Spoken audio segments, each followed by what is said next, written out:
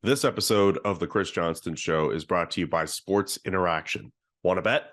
Then get in on the action at Sports Interaction. Whatever your sport, Sports Interaction has you covered. Bet pregame, in-game, or on one of our many unique prop bets. Head to sportsinteraction.com/STPN, or in Ontario, download the app now using the QR code at the bottom of the screen. 19 and over, please play responsibly. I know that some in our audience know the finer points of hockey. The Chris Johnston Show. We are your friends. The biggest stories, bringing you inside the game. What did you hear? The Chris Johnston Show. Powered by Sports Interaction. Want to bet? What is going on? Here's Chris with your host, Julian McKenzie. Part of the game. I'm looking forward to doing a podcast with you where you don't have to look down at your phone checking a trade, CJ. You made it. We made it. We've passed deadline. It's done. Whoa! How are you feeling? Woo! It's one of those catch-22s, right? Because it's we can't deny how fun the last few weeks have been. Yeah. This has been awesome in the hockey world. So much buzz, all the top teams loading up. I mean, this is storylines galore and just sets the stage for interesting games down the stretch. But man, it's a punishing couple weeks professionally, and then the last few days, not much sleep, a lot of time wired into a chair in the TSN studio. It was lots of fun, as I say, but I consider it the Mount Everest of my work year, honestly. That is the summit. I mean, the playoffs can be busy and long, depending how much travel there is. There's other periods of the year that are taxing, but nothing compares to deadline. And so today I stand at the summit of Everest with you, my friend, and it's nice to be here. Appreciate you saying that, but also you are technically sitting in a chair, but that doesn't really matter. We made it. We made it. We got pounded by a snowstorm in Toronto, but we made it. Man, it's really funny that we're on different coasts of the country now, because if you're getting some of that snow, there's a chance that I would be in a place that would be getting that too. It's the sunniest day imaginable in Calgary at the morning we're recording this. It's always sunny in Calgary. I think always sunny. That's an underrated part of that city. I know that the temperature does all sorts of wacky things, including getting really cold in the summer months sometimes. It's unexpectedly warm in the winter months for periods, but it's always sunny there, and that's nice. Yeah, I'm sure we can touch off on whatever happened with Brad Treliving, but there's a lot of stuff we got to get to with trades. But I do want to stick with the TSN experience for a second, because this was your second time doing trade deadline day with the boys. Even though it was a bit of a slower day, what did you make of the experience again, hanging out with Gord? By the way, I should mention, because I don't know if Gord Miller listens to this podcast, I got to meet him the other day, and I made a little bit of a mini faux pas. I commented on Mike Johnson's suit, and I didn't say anything to Gord. I think he took that personally. So I just want to say for Gord, you looked really nice doing the show on Friday. I just want that known for Gord, so that way he doesn't come chasing after me next time we meet. I just want that said. That bookends nicely with one of the fun chirps that went on yesterday, because both Mike Johnson and Gord Miller called the game in Calgary, Leafs Flames, on Thursday night. They flew a red eye overnight to Friday morning to Toronto, and then came right into the studio, more or less. I think they might have stopped by home quickly for a shower or something. But and so that's pretty heroic work. And we were over on our little Trade Breakers Insiders desk, and where Gord was sitting, we kept saying, "Isn't it amazing that Mike Johnson flew overnight? He came in from Calgary, what a guy! Really, really put in the extra effort without ever hat tipping Gord." So we were showing him that kind of subtle shade, just off camera, and you did the same thing, I guess, inadvertently the night before. It was a fun day still. I mean, there was 20 trades or 21 trades. I mean, some of them are of very little NHL consequence, what we'll call AHL deals. But no sizzle. I mean, John Klingberg, it's got to be the biggest name moved, and even he goes for a 4th round pick in 2025. So, most of the action had happened in the days and weeks leading up to the deadline, really the last 2 weeks, especially. But we had a good time there. It's a lot of fun working those guys. It's even cool just to sit with Bob McKenzie for 9 straight hours. Just some stories come up. Maybe we're texting this agent or this GM, and then there'll be some old story. It is actually a lot of fun when I step back. I mean, there's some stress associated with it, because you always feel like you're missing something. You're trying to stay on top of things, but it's a pretty cool experience. I think that I was trying to figure out. I think that was my 11th different trade deadline show between Sportsnet and TSN. 10th or 11th. 10th or 11th. I can't remember a lot, but it was we made the best of it. I still think there was a lot of interesting things. I thought Bruce Boudreau was awesome too. By the way, he was amazing. I thought like he might have been, as someone tweeted, the best transaction of trade deadline day was TSN acquiring Bruce Boudreau. Between some of the skits he did, some of the stories he told. I really like to, I don't know if you saw, we did the fake draft lottery.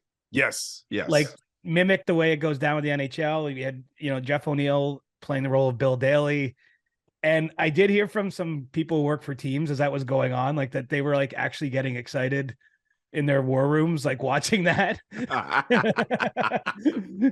just seeing where their team ended up. Cause they did actually conduct like a legitimate lottery. Like we didn't just pick like Vancouver is going to get Connor Bedard because that might be good for fans on the West Coast. They actually they simulated the lottery based on current odds, and it was Columbus who ended up getting the first overall pick. They even they had Connor Bedard on and they asked him about it, which was kind of funny. So I think there's like lots of little things like that kind of carry the day along. And then, we get some news and then 5:00 came around. We were released and I drove home and got some pizza, opened a bottle of red wine, and life was good. How was lunch? Lunch was really good. Although there was a bit of a controversy because I got not the order I placed. No. What did you get? I got pulled beef or something like that. Oh, you got the one I picked. Which was funny. I think that was second when I crowdsourced my lunch, and it actually was really good. So it turned out okay, but I polled the people. I think we got like 5,000 responses. I submitted the lunch order that was the people suggested, and I got the second place one, but it was excellent. How the did food you was not good. get your lunch? Well, I did get lunch. They just, I don't know, maybe there was a mix up. Like they deliver everyone. Basically what it does, we put those orders in and then everyone gets a bag with their name on it. And there's, like, cause there was like a little salad and whatever plus. And when I open mine up, like maybe someone just put the wrong one in there. Like, I don't know. It was fine though. It tasted really good. So you didn't think to be like, hey, I got the wrong lunch. No, because I wouldn't even know where to do that. Like whoever delivers that, they deliver it like off the set basically. And we're supposed to be on the set most of the time, unless you have to leave for a personal reason. And then, so I just went and grabbed my bag. I came back to the set. I opened it up and that's what it was. So, what was I going to do? I was totally fine with that option. So I think, did Jeff O'Neill steal your lunch? No, I think O'Neill's eating healthy these days. Oh, good for Jeff. Because there was a pure salad option. And I noticed a few people on set got that, but then there was others like me that were just eating one of everything put in front of them. Hey man. Well, I had a breakfast sandwich in the morning when I got there. Which was pretty good. Look, no complaints with the food, man. Seriously. Like they had a whole snack table. I did have to sit and work for most of the time. Like some of the panelists, depending on what they're doing, are kind of in and out. And so they literally have to go backstage for a period of time. And so if I had that kind of job where you actually had to like sit off stage for an hour, I probably would have eaten everything, but I didn't have a lot of opportunity to get backstage. So, all right, enough about food and the experience. It's so much fun though. Honestly, fun, though. It's really fun. I think that has to be the takeaway is like, we make fun of ourselves. Obviously you saw our crappy for Connor, man. Crappy for Connor, be bad for Bedard. You saw my outfit. Wait. Someone on Discord asked if you could wear the outfit. I know I asked too, but can you explain to everybody why you're not allowed to wear the outfit? So here's the real story of that. Yes. This is James Duthie's project with his buddy Lester McLean, who does, I think actually like musically makes this happen. But James, I believe, wrote the lyrics or most of the lyrics of that song. Lester composes the song and like turns it into an actual music video, right? But it's James's project. Like James was the one who texted me and was like, CJ, can you come in on this day and we're doing this thing? Yeah. So I'm just saying, like, there's no, that is like fully James's baby. And then we get in there and he told me to wear something country-ish. So I actually wore the red and black sort of check shirt. You've seen me wear a lot on the pod. Mm-hmm. I didn't have a cowboy hat or anything. So I thought I was going to be more of a country. And he gets in, he's like, nah, this isn't the right vibe. And he had a whole wardrobe of clothes there that was like rented from, I presume from somewhere that they didn't belong to TSN. And James Duthie actually selected that shirt for me in the hat. And, if Jimmy, as we call him, tells you to do something, I'm still a new guy. Like I'm a second year TSN, but I'm still sitting at the front of the bus kind of thing. I don't have a lot of tenure. So he told me to put that on. I put it on and we went and made, that's how it came to be. But I, of course, then had to leave the clothes there because they were rentals. And when we did it, honestly, we probably ran through that song 10 times. I'm going to say 10 times. Because obviously the camera people moved around. They got, at one point, maybe there was actually a point where they did close-ups of me. Like a lot of them didn't appear in the video, or like of Cheryl Pounder, who was on the drums, or Dregs on the keyboard, Pierre LeBrun. And then, so they were doing different things, but they just kept playing that song. And we were all like singing along to it because they wanted, if any of the shots like had you in it, that you'd be like singing to the words. Right. But I'm not kidding. For the whole last week, that song has been in my head because I heard it so many times. It is oddly catchy. It is. Connor. Brett Kissel made a cover of it already. Don't be no honor. Wait, I have another question. When you were like on set, like with your ukulele, were you like trying to, do you know how to play guitar, ukulele? Were you like, no, but I was trying to like strum along the way I assumed someone would play it. I mean, I was goofy sometimes too. There was some when we did that line that popped like Connor.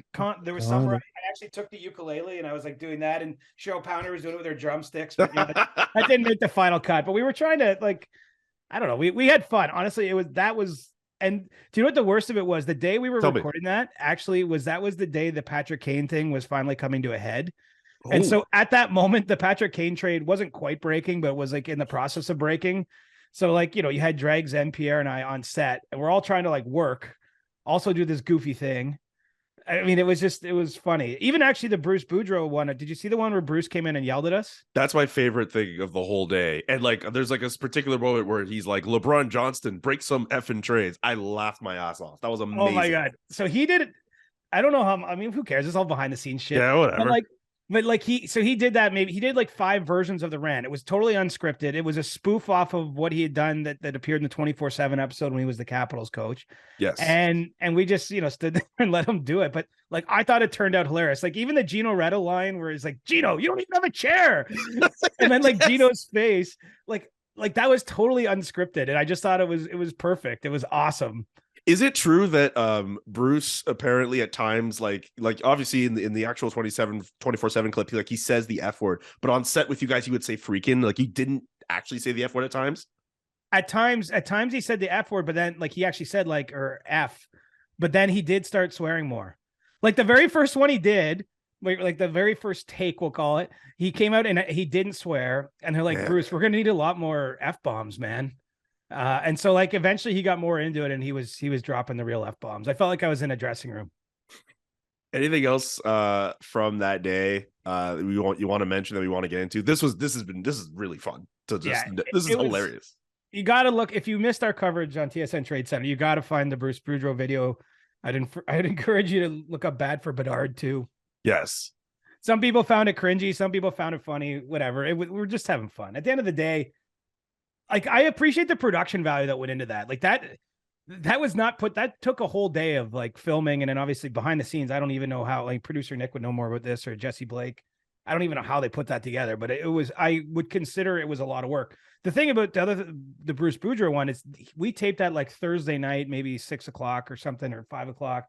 And like they had that turned around by Friday morning. So anyway, lots of people put lots of effort into it. And again, I just think it's a day to celebrate hockey and everything going on. And it was a lot of fun. I'm glad. I hope I'm back next year. Yeah, I hope so too. And we appreciate all the work that you've done and everyone else on TSN as well. A bit shout out to the Sportsnet crew as well. I'm sure their show was good too. But I'm it's a really long day for everyone to work, and we appreciate your efforts to provide all that sweet content. Yes, sir. Doing our best. I mean, the real heroes are like James Duthie and David Amber, like the people that have to like kind of traffic cop that entire day. Like that's. And like I don't even know how they stay in the moment. Like their brain must be going through. It's that is nuts. Like it's one thing to be sitting in the corner and just texting everyone and trying to break a few trades. And then they come over and be like, well, this guy's going for a 2024 4th rounder. that's, I'm not saying that isn't hard. It's its own skill set, but I really, doing a 9-hour TV show straight is relentless. I can imagine. I don't know if we'll ever get to that point with this podcast. We have to do a 9-hour consecutive show. If the day we have to do that, we really must be doing something right. Adam would hate that. I don't even want to think about that. Okay. We're trying to get shorter, not longer. Let's think about some trades that didn't happen.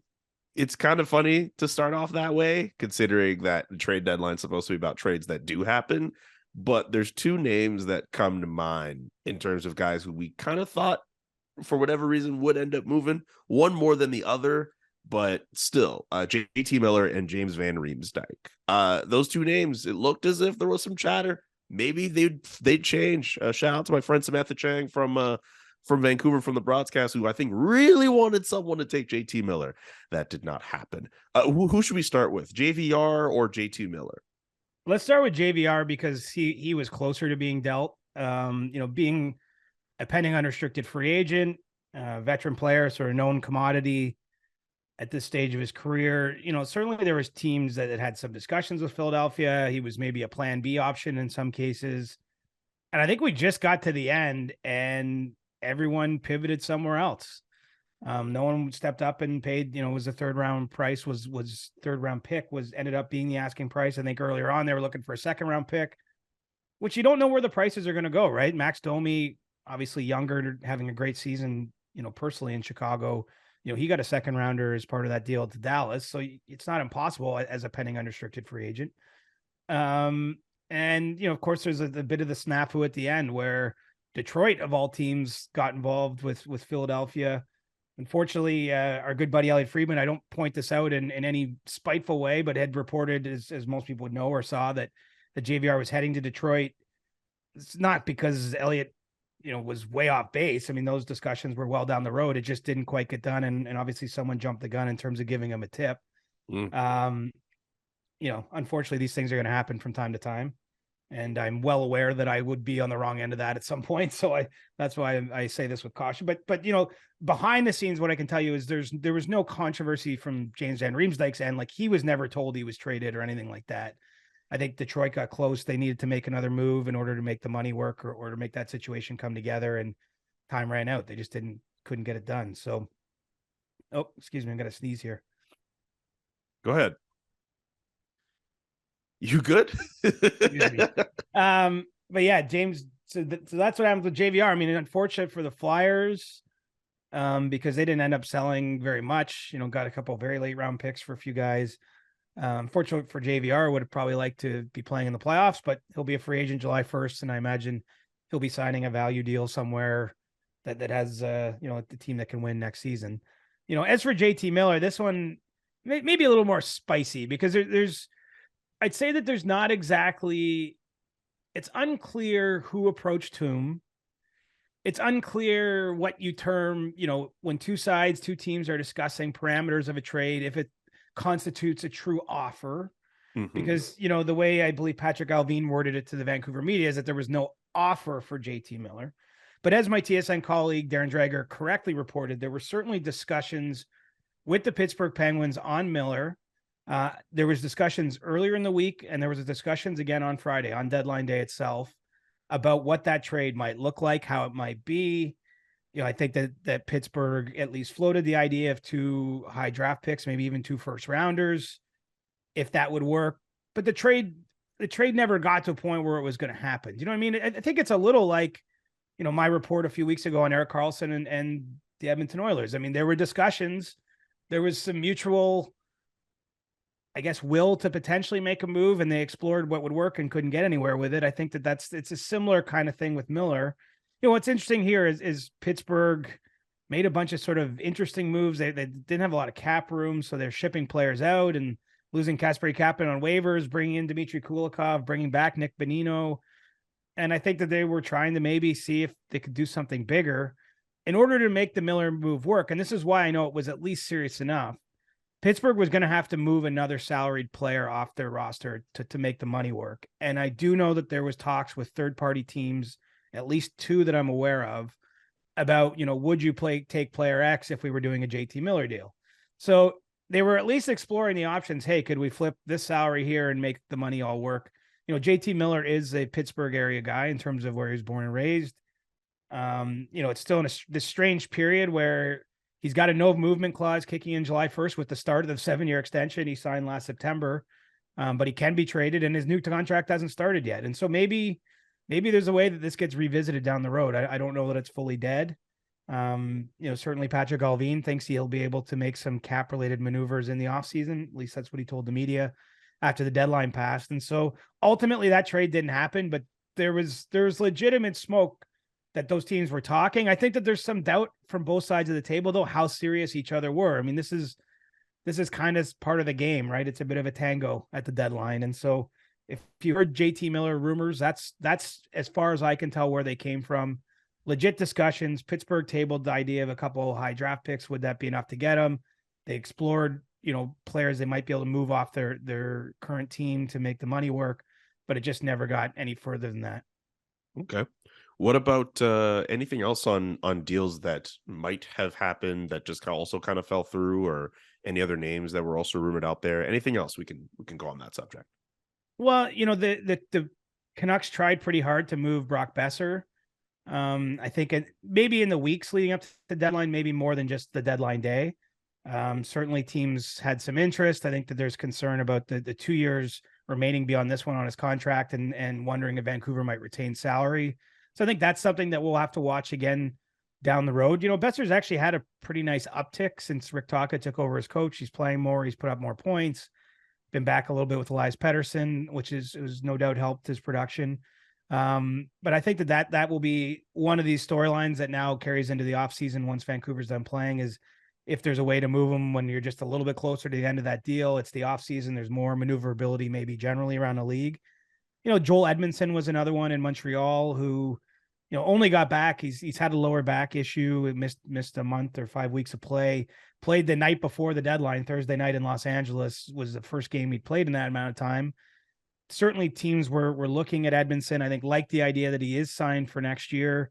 Montreal all along, I think that there was a time earlier in the season where they were confident they were going to move him by the deadline. The injury didn't help things, of course. I mean, there's other defensemen out there. They're more known commodities in terms of what they can bring this year. I think teams that called the Canadiens at the deadline wanted more information on the back injury, that, there's concern that you're bringing in damaged goods if you're a team trading for that player. And so, I do wonder if the Canadiens revisit that in the offseason, or certainly potentially by next year's deadline. I mean, we'll see how competitive Montreal is a team next year, but I think they're still probably got a little ways to go. So, he'll be someone that's probably moves again down the road. So, those are a couple of the other names that I think floated around in this period and didn't move and still might move. And there'll be others. I think that, this was a pretty crazy deadline, all things considered. We just had the star and moon, like everything aligned, right? You had all kinds of very committed buyers.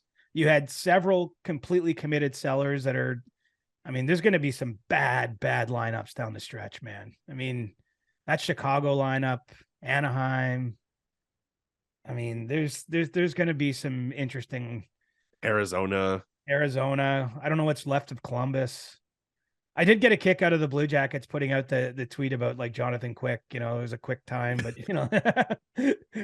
so I like the social teams. I think the social teams had fun with it much the same way we did with our trade deadline coverage at TSN. So, those are some of the other things. I guess the Canadian teams, it's hard not to pronounce this a successful deadline, I think, in Ottawa, Edmonton, and Toronto for me.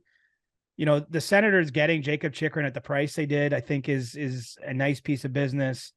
That team, one of the hottest teams in the NHL right now, and still facing uphill odds to qualify for the playoffs, but it's not impossible. This is the first time they've been buyers in a number of years. I just think, watching Brady Tkachuk is one of my favorite players in the league right now.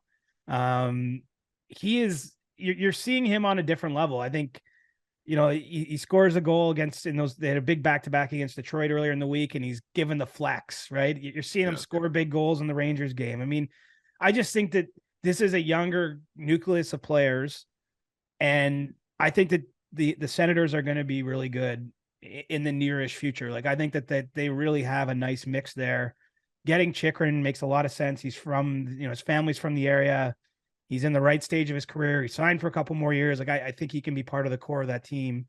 And so I think that's a really nice deadline for Pierre Dorion. And who knows? Now we'll see, whether it's them or Detroit or Buffalo, which, who can push and maybe grab one of these spots that's just sitting there, especially with Washington becoming a seller and seemingly out of it. I know the Islanders are still kicking around too. So it's going to be pretty competitive this year for the bottom spots in the East, which it wasn't last year. If you remember, I think this time last year, we already knew which 8 teams were going to make the playoffs, like with certainty. In Edmonton, so much pressure, as we talked about, on Ken Holland to get Matthias Ekholm. From what I understand, I think, as a Swede, he and his partner are really excited to be in Edmonton, to be part of a good team again. His first game against the Leafs just went so well. I just think that the vibes are good in Edmonton right now because they were able to get, a big addition done, big piece of business done. Also getting Nick Bjugstad from Arizona at the deadline helps. And then, the Leafs extremely busy. They get 6 new roster players, turn over 33% of their playing roster in the couple weeks leading up to the deadline. They've left room now for Matt Murray to be activated off LTIR, to sign Matthew Nyes when his NCAA season ends. And, I think the real challenge now for the stretch run for Sheldon Keefe is figuring out how to make these parts work, finding the optimal lineup out of, a lot of new faces and new skill sets, and just trying to figure out how to blend that and make that happen. But, for the Leafs, they didn't give up their top prospect, Matthew Nyes. They ended up trading net 1 first-round pick because they got one back in the deal for Sandin, and still managed to add all those pieces without really taking away from their most valuable things to trade.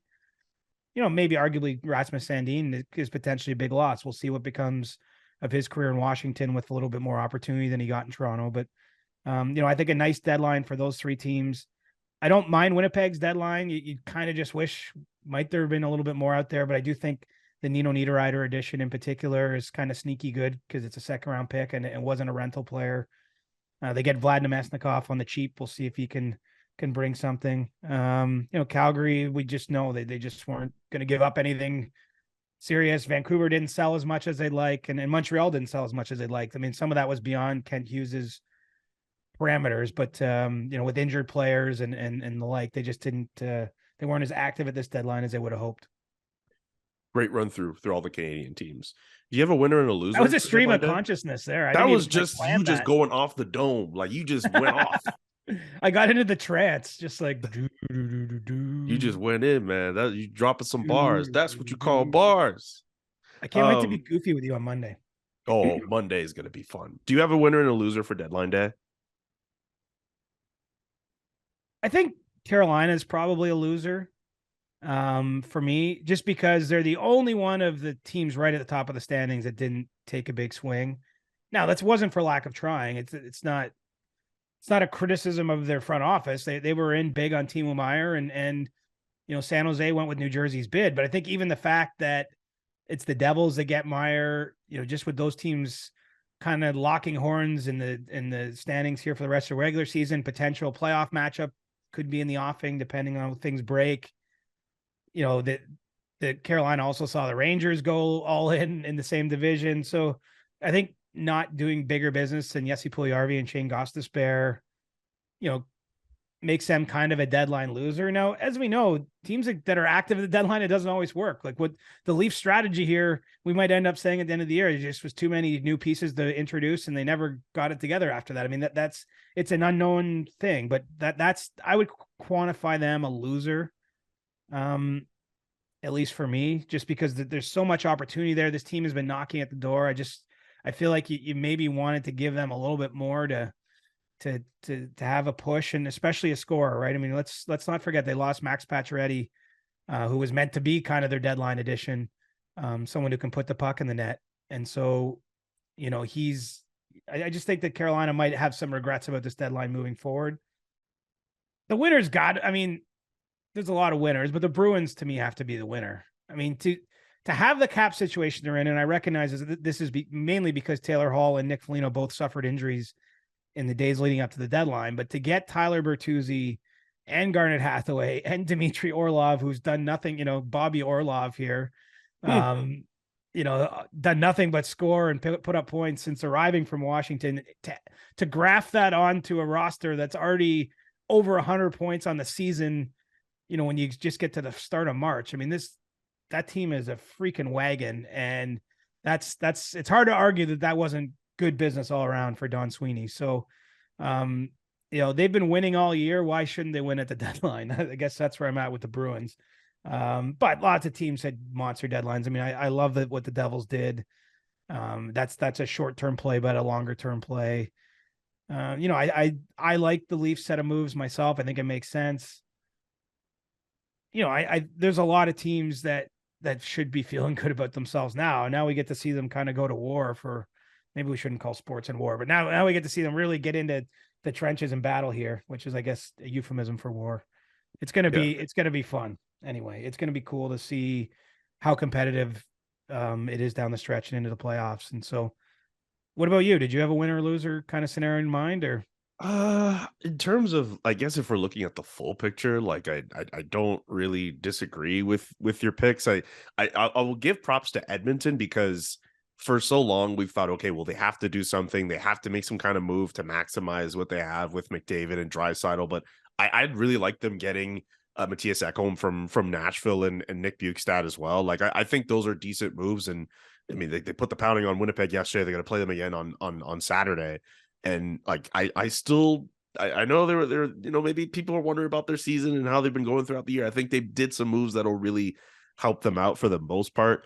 In terms of, like, I have to focus on Calgary. I mean, I'm not surprised they were as quiet as they were. That being said, I kind of like what they did in getting Troy Stetcher. One thing we did not mention at all: NHL history occurred yesterday. The first ever brother for brother trade in that Stetcher, that Nick Ritchie going from Arizona to Calgary, and Brett Ritchie going from Calgary to Arizona. That's history. That's funny to me. Do you think you just stay in each other's house or apartment? I'm trying to figure that out. I think Bill Armstrong made a joke about that. I think they might do that, but I'm trying to confirm that. I don't know their family status, if they they have partners or kids or those types of things, but I mean, it makes sense. Way back when the Leafs traded Nazem Kadri for Tyson Barrie, they traded houses for the season. I mean, they did. And I'm sure it's happened in a number of other instances. That's just one I know of. But I mean, you got to think with your brother. There's no one you trust as a tenant, especially in a short-term situation like this one for the time being. I mean, makes a lot of sense. One thing I learned, because the Flames also acquired Dryden Hunt, and apparently Mackenzie Weegar is staying at Dryden Hunt's place in Calgary. But now that Dryden Hunt is now part of the Flames organization, I wonder how that's going to go. That's weird. That is weird. Is Dryden Hunt from Calgary? I didn't realize. Apparently, yeah, he is. Apparently. Okay. Well, I mean, I had no idea until yesterday. Maybe there's a couple bedrooms. Like maybe you can still just move into the guest room for a little while or something. Maybe.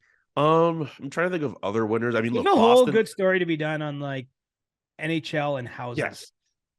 Like living situations. There's a few players I've talked to over the years that like played in multiple cities and had good contracts that ended up owning like 5 or 6 houses, like kind of just by, because they lived the place, they didn't sell it, they held on to it, they rented it. I know my buddy Colby Armstrong, he got traded when he played for Pittsburgh, and I think is it Craig Adams came back in the deal, I think. I want to say, was it Craig Adams that played for the Penguins? Do you remember? I remember Craig Adams at some point suiting. Was I'm pretty Kevin sure Adams also won? I'm pretty sure that Craig Adams rented Colby's house for like 7 years after that trade. And then Colby was just retiring and getting back into the broadcasting career when Craig Adams, if it is Craig, and I'm sorry if I have the wrong player here, left the Penguins finally. And then Colby just moved back into that house. So anyway, there's a whole cottage industry of NHL players sort of sharing apartments, houses, living abodes, because it's such a crazy lifestyle and job. The only Colby Armstrong trade I'm able to pick up, unless I'm just missing the wrong one, or maybe it was a free agency thing, is the one that sent to Atlanta in the Marion Hossa deal. Correct. And Pascal Dupuis was also in the deal, but I don't see any Adams. Okay, Eric Christensen. Yeah. I'll look it up. I'm sorry. This is just not good. This isn't good YouTube. This isn't good for podcasts. This is going to bug us both. We need to figure this out. Oh, I don't even know if I'm licensed to tell this story, but Colby's my buddy, and I'm not really giving away state secrets here. Colby's a good guy. Oh, he's the best. I mean, Not everyone wants their business out there, you know? No. I liked him. I spoke to him for a story I did earlier this year, and he was really good. One thing I have to follow back up with him on, I asked him if there was a way he could pull up Jeff Carter's middle name, and he never got back to me about that. Oh, really? Have you noticed in the mentions there's a guy who keeps like every week Oh, yeah. So it is Craig Adams. Craig Adams played from the Penguins from 08-09 through 2014-15. Okay. I'm reasonably sure he rented that Colby's house from him, and then he left his career ended just as Colby's career ended, and then Colby just moved back into his house. So, okay. So we have that down. I'm glad that loop has been closed. I'm sorry please don't clip this for YouTube. It's the worst segment we've ever had. We got there eventually, but the getting there part was hard. Do you have it in you to answer serious hockey questions before we end? Just a couple. I'm waning. I've also got another engagement coming, so not nearly as exciting as it sounds, but okay. Just a few for you, and for those who want to get questions in for Ask CJ, our Monday show is going to have fun questions. We're just going to go through the hockey stuff Monday. Get in all of your fun stuff. I've seen a bunch of people put fun stuff on Discord already, and I'm really excited for you to get to them on Monday. But in the meantime, hockey questions. Let's start with Luke McGraw on Twitter. Why is a free agent who signs with a team post-deadline ineligible to play in the playoffs, but NCAA players can sign in late March or even April and still be eligible to be on a playoff roster? Is it simply because a team already has their rights? The answer is yes. A team has something called a reserve list, which is a list of players that the organization has contractual rights to. That includes players you've drafted before. And so, you know, someone like Matthew Nyes is currently on the Leafs reserve list and was before the trade deadline because he belongs to the organization. And so when he signs his contract, you know, once he's able to, then that leaves him eligible for the playoffs. Whereas if you just join a team after the deadline in any way, shape, or form, you're ineligible to participate in the playoffs. Okay. Brandon Parker, is there any indication on how the NHL's memo regarding cap circumvention was received by NHL teams? People were quick to point out the flip side of the issue, with teams like Arizona circumventing to the cap floor, wondering how some contending teams feel. Well, it's not just contending teams. I think some of the teams that had players that fell under that umbrella weren't happy about it. I think the biggest issue was it came out 3 or 4 days before the deadline itself too. And so teams had obviously been planning certain things. They'd probably had well down the road on trade discussions, all those sorts of things. And this impacted to some degree what could be done. I think that the sort of lack of a consistent standard was something I heard, because look, if you're Boston, for example, right now, you're allowed to now put Taylor Hall on long-term injured reserve because he suffered an injury just in recent days here, and not activate him to the playoffs and be able to replace his salary on the salary cap with the long-term injured exception. So why can Boston do that, but a team can't trade, say, for Sean Monahan, to name one of the injured players out there that didn't move, and place him on long-term injured exception and basically stash him to the playoffs? I mean, there's not a lot of consistency. We saw the Leafs actually, in fact, do that with Riley Nash a few years ago, and it was allowed. And all of a sudden there was this apparent crackdown, although again, it was only just basically saying those moves would be scrutinized. It didn't explicitly ban them. So it was just, I think there was some frustration at the timing of it and the sort of seeming lack of consistency. And I'm curious, again, it's a bit of a behind the scenes topic, but I'm just curious to see where that discussion goes if it's raised again. Because I think that there needs to be a bit more clarity there than that kind of memo coming down 3 or 4 days before you have a trade deadline. Okay. You're familiar with the TSN 1050 show Leafs Lunch, correct? Yes, I'm on every Friday at 12 o'clock Eastern. Okay. I sometimes That's make my Friday lunch date.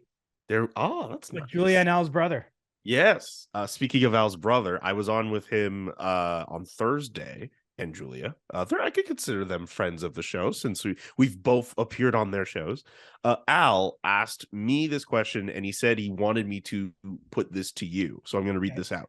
When you see that the Arizona Coyotes have almost 60% of their roster of their cap towards players who are not playing, how has the NHLPA not filed a grievance against that? Is that something they can look into? I mean, they can look into it, but the Coyotes haven't violated the rules. Like they've probably arguably violated the spirit of the rules, but I'm always one, like, I love when teams get creative and find ways to jam players in under the cap and to make the most moves they can to be successful. I mean, this is kind of the antithesis of that. It's the opposite, but it would be a double standard of me to say the Coyotes can't do this. I mean, they're finding ways to game the system at the bottom end.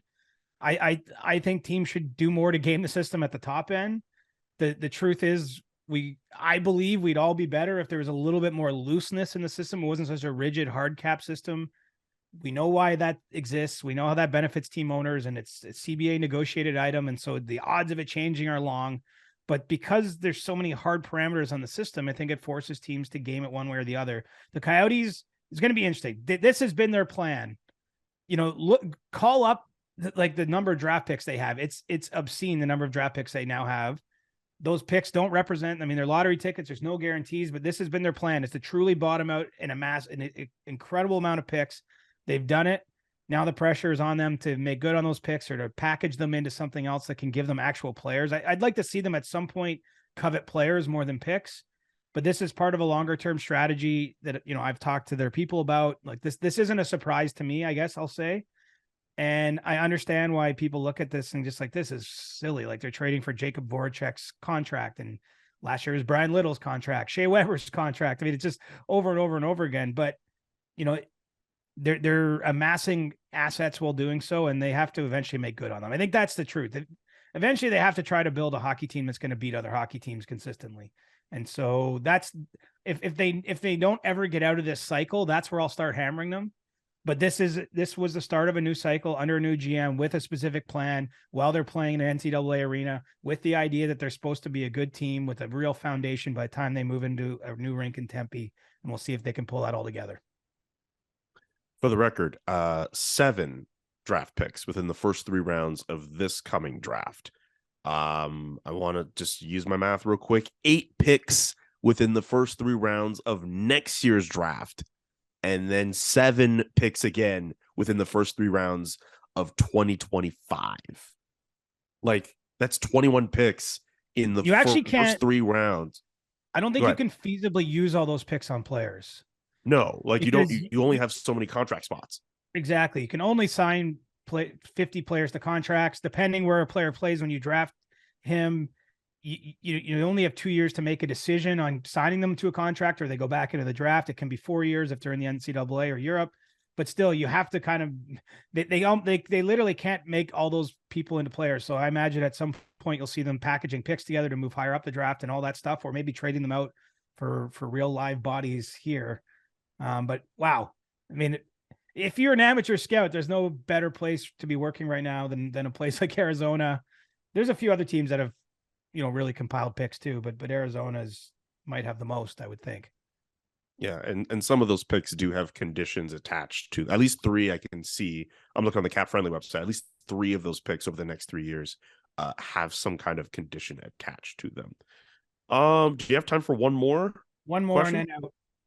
Clock's ticking. From Soap Dispenser, cap related question here. With Chicago retaining 50% of Jake McCabe's contract for the next 2 years, if they suddenly decide they need that space next year, could they buy out a retained contract? No, that money is on the books forever. There's nothing they can do to touch it. They can't get rid of it. And in fact, you only can be retaining 3 contracts at any given time. That's one spot that's spoken for the rest of this season, plus the next 2 for Jake McCabe. That's primarily why you don't see teams retain when, like we talked about Erik Karlsson, he has 4 more years. One of the main arguments, in addition to just the money and all that, about not retaining for that amount of time is you're just stuck with that dead cap space. It's one less cap. It's one less slot you can use to retain. I mean, it limits the things you can do. Teams most of the time are just doing a retained transaction for a player on an expiring deal because they know by June that just goes away and they're fresh to start the next year. All right. That's going to do it for our bonus pod edition. Another great Saturday edition. I'm going to miss doing these for a while. I mean, I'm going to like having my Saturday back, but I love you. I love producer Nick. I love you too, but that you do bring up a really good argument. Yeah. We're into mail it in March now, bud. This is we're going to have a little easier March. I'm going to be sunglasses CJ on Monday. We're going to do goofy questions. I don't know. We might not even talk about hockey unless something really big happens this weekend. So Yeah, that's kind of how I envision Monday going. I like, unless something crazy happens, we could probably get away with just doing a show where it's just random shit being discussed. I'm in. All right. Get your questions in. They have to be fun, or we'll just push whatever hockey question you have to the week after. But get in your fun questions right now. Whether you're on Discord, whether you are on Twitter, use the hashtag AskCJ. Tweet at CJ Reporter Chris. JKA McKenzie is my handle. Follow both of us. Follow the STPN Sports account. Subscribe to the podcast. However you listen to podcasts. Any other bit of housekeeping before we go? No, I'm toast, but thanks for getting me through this. You carried me today, bud. I don't know, man. You've held your own these last few weeks. You've carried the show in more ways than one. Oh man. All right, enjoy your weekend, people. Get yourself some rest. Mix in a water if you can. For Siege, I'm Julian. So long. Deuces. The Chris Johnston Show. Powered by Sports Interaction. Wanna bet? Inside the Game, twice a week. Follow Chris on Twitter at Reporter Chris. And follow Julian McKenzie at JK McKenzie. The Chris Johnston Show.